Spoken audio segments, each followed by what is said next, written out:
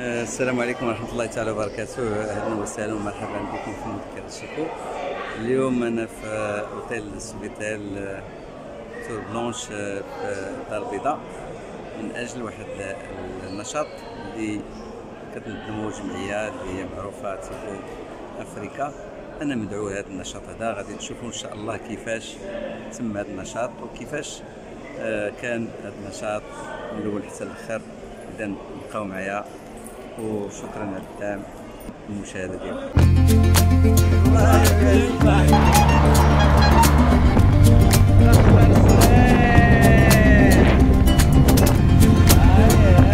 وبقات الندوات بالطابق الأول من الفندق. كان الكل كينتظر انطلاق الندوة حول الرياضة والصحة، وكذا بعض التجارب الميدانية للرياضة والدور ديالها على نفسية الإنسان بمناطق مختلفة من الكرة الأرضية. قدموا علينا مختصين في المجال. بقاو مع الفيديو وما تنسوش انكم تبارطاجيه وتستافدوا منه ويستافد منه الجميع كذلك. Aujourd'hui pour échanger et parler d'une thématique d'une importance capitale, c'est la solution portée par le sport pour une meilleure santé physique et mentale. Avant de commencer, je tiens à remercier nos conférenciers d'avoir accepté de venir ici et partager avec nous leur expertise et leur vision. Monsieur Lotfi Zrari, chercheur en sciences du sport. Ms. Lisa Holloway, CEO of Adaptive Sports in Ohio. Monsieur David Bleur, expert en impact social par le sport. Par exemple, faire un jogging.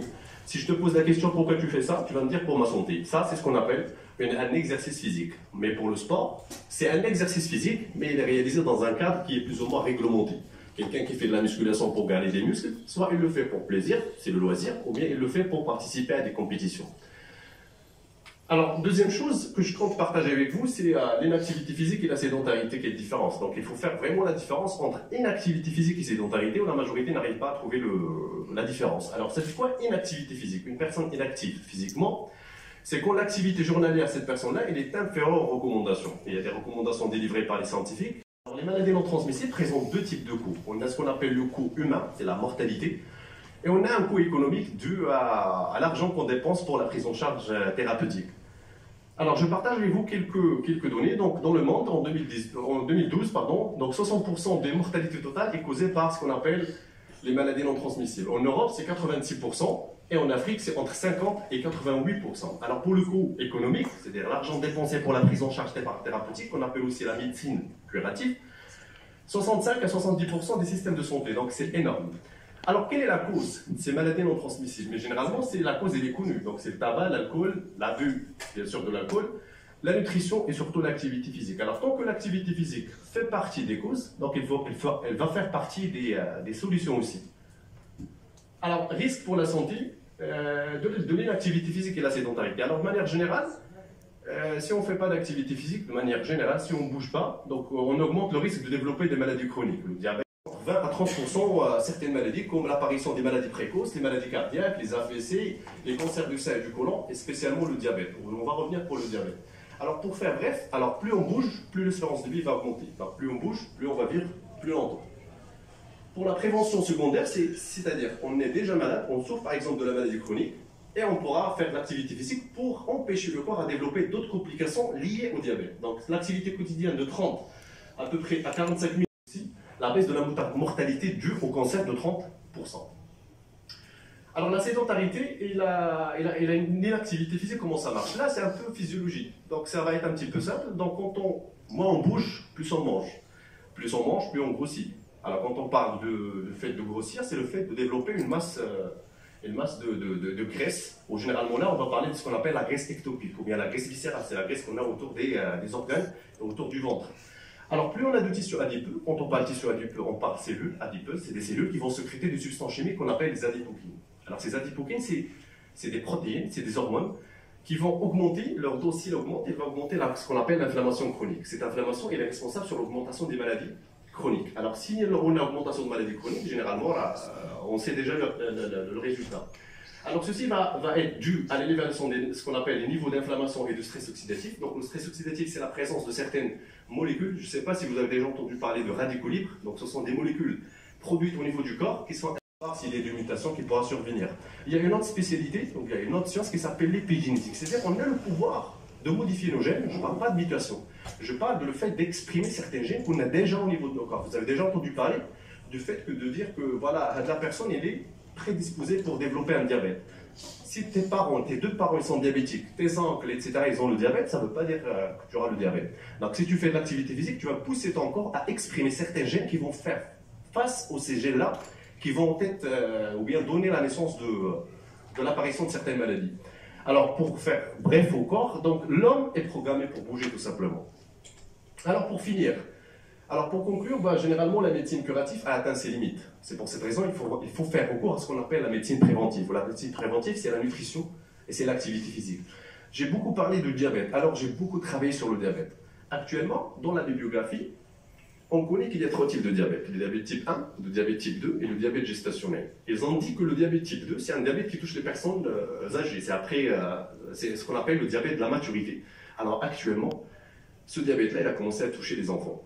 Donc on trouve des enfants de 14 ans, des adolescents de 15 ans qui développent le diabète type 2 parce que c'est en relation avec le mode de vie.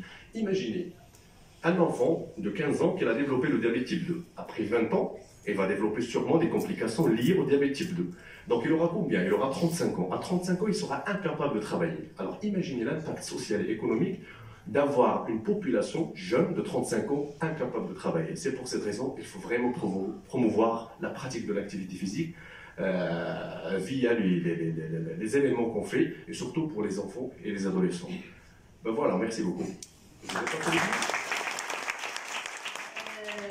Permettez-moi de vous présenter notre prochain conférencier, M. David Bleur, un expert renommé en impasse sociale par le sport. Son intervention portera sur l'importance de renforcer l'impact afin d'améliorer la santé physique et mentale des populations. Monsieur David, the floor is yours. Merci beaucoup. Vous remarquez que j'ai pris le soin de mettre la même chemise que sur la photo pour que vous puissiez suivre au mieux. C'est évidemment un hasard, mais alors je confirme qu'Hamza est intraitable. J'ai eu 3 minutes ce matin, là je triple mon temps de parole, donc moi je suis assez content. De toute façon, je vais essayer de rester assez bref pour qu'on ait effectivement le temps de... Bon, je ne vais pas être très long sur cette approche qui est à une vision un peu globale de la santé, puisqu'on se retrouve complètement avec cette problématique de la sédentarité, l'inactivité physique qui nous aurait retardement. Je soulignerai simplement la nécessité de bouger, mais aussi d'apprendre à bouger. Il ne suffit pas de faire bouger, notamment les jeunes. C'est important qu'ils apprennent à construire leur santé sur le long terme et pas uniquement à se dépenser, puisque c'est un enjeu qui va les suivre tout au long de la vie. Sur ce point-là, j'insiste aussi sur les inégalités qui existent vis-à-vis à l'accès à l'activité physique et sportive. Je pense notamment aux filles. Il y a des vraies problématiques d'accès, notamment à l'adolescence, donc une attention particulière vis-à-vis de ça, et également une attention particulière vis-à-vis des enfants qui ont les familles qui ont moins les moyens de financer des activités physiques et sportives. Bon voilà, j'ai eu la possibilité, la chance de développer pas mal de projets sur différents continents, dans des contextes très différents. Je voulais parler d'un projet, d'un programme qui a lieu en Haïti. Alors ça remonte un tout petit peu, là on se situe peu de temps après le terrible séisme qui a frappé Port-au-Prince et le pays. Un cataclysme pour un pays, n'importe lequel, mais en particulier pour Haïti, qui a des ressources limitées. À travers des séries d'activités et de séances, d'apprendre en jouant à se prémunir du choléra. C'est ce qu'on appelle la pédagogie. C'est une séance de sport qui va permettre de véhiculer un message à des jeunes, de les faire réfléchir à une situation et de faire en sorte qu'ils vivent dans un jeu une situation qui peut s'apparenter à celle de la vraie vie et organiser un débat après une activité ludique autour de la manière dont ils peuvent, en l'occurrence, se prévenir du choléra. J'espère que ce n'est pas mon temps de parole qui est écoulé parce que j'avais encore 2-3 exemples. Donc là, on voit que le sport, au-delà de bouger, puisque ces enfants bougent, en fait, peuvent permettre de travailler sur une logique d'éducation. Autre exemple que j'aime beaucoup, en Afrique du Sud, dans un contexte qui souffre encore de la période de l'apartheid, 4 décennies d'une ségrégation assez absolue, et donc des conséquences économiques et sociales pour beaucoup de familles qui sont cloisonnées dans des quartiers qui concentrent globalement toutes les difficultés en matière de pauvreté, en matière de chômage, en matière d'absence de prise en charge. Et une problématique notamment au Cap où est née cette ONG, où on avait en fait beaucoup de jeunes qui étaient livrés à eux-mêmes dans ces townships, dans ces quartiers, et un double constat d'ailleurs, d'une part une série de traumatismes qui est équivalente à une zone de conflit. En fait, ces jeunes sont témoins ou victimes de tester cette solution. Et ils se sont rendus compte au fur et à mesure qu'en fait, là aussi, ils créent un espace de respiration, ils créent un espace de confiance entre les jeunes. Et au fur et à mesure, au fil des années, ils ont créé une méthode assez aboutie avec une 60aine de séances, avec des objectifs très précis en matière pédagogique, qui permettaient de travailler sur la logique de résilience, sur la logique de responsabilité, avec une perspective qui est celle de... Before we move on to our next speaker, I would love to highlight the crucial role of adaptive sports in allowing and enabling people with disabilities to integrate sports and participate in sport actively. Ms. Lisa, the floor is yours.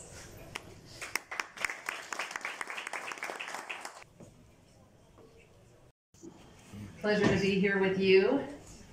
We've enjoyed our time so far in Morocco, and I'm excited to talk about sports for people with mobility impairments. My son Casey is with me. Casey, can you raise your hand? He's the inspiration behind the organization Adaptive Sports Ohio.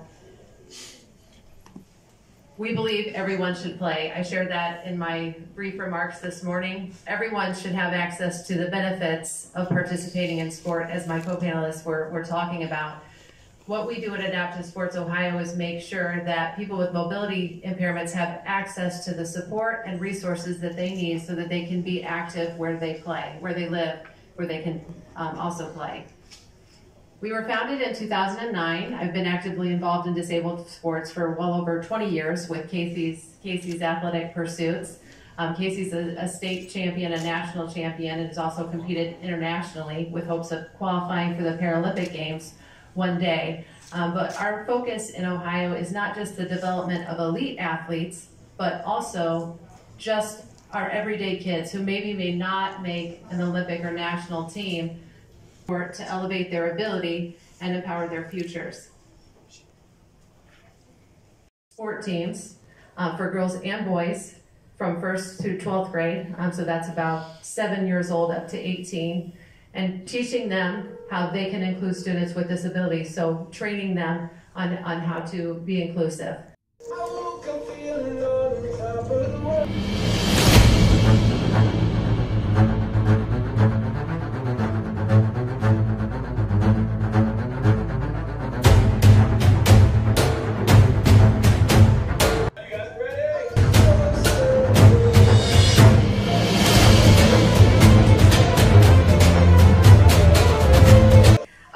Thank you et merci à tous nos conférenciers d'avoir partagé avec nous les différentes facettes du sport en tant que catalyseur d'une meilleure santé physique et mentale. Je vous remercie et je vous invite à visiter les stands.